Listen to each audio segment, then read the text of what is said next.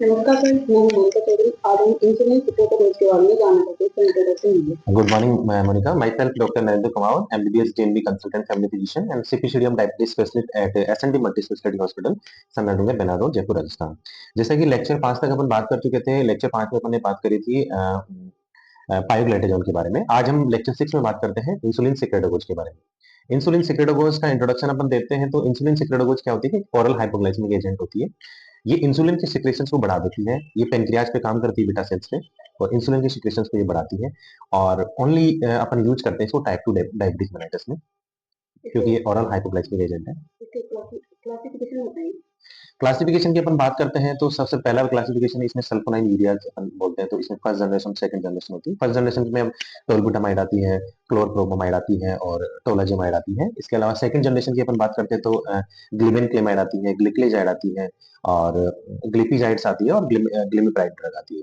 इसके अलावा मेग्लिटिडाइड्स में आती है रापाग्लिनाइड और नाटिग्लिनाइड्स आती है इसमें। इस तरह से इसके क्लासिफिकेशन है। सर ये काम कैसे होती है? काम ये ऐसे करती है कि जैसे इसका जो मेनली वर्क होता है बीटा सेल्स पर होता है। पेनक्रियाज की जो बीटा सेल्स पर इसका वर्क होता है, वहां से इंसुलिन का सिक्रेशन बढ़ा देती है। किस तरह से बढ़ा देती है? ये एटीपी सेंसिटिव जो पोटेशियम चैनल्स होते हैं उस पर वर्क करती है।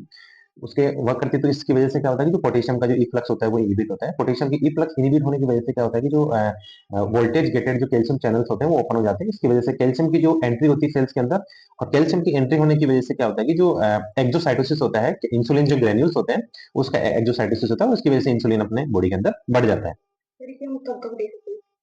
इसे मेनली अपन टाइप 2 डायबिटीज मेलाइटिस में ही दे सकते हैं। टाइप 1 डीएम में इसको अपन नहीं दे सकते हैं।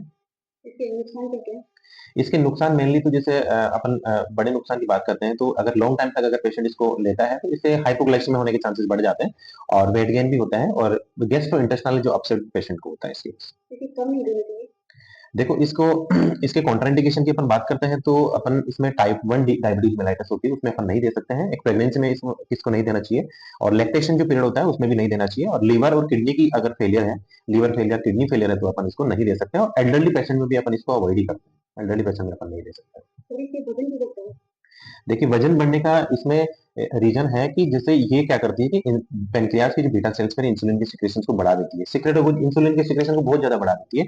इंसुलिन अगर ज्यादा बढ़ेगा तो ग्लूकोज का जो अपटेक होता है एडिपोज टिश्यू और मसल्स में ज्यादा बढ़ जाएगा। इसकी वजह से पेशेंट को वेट गेन होता है।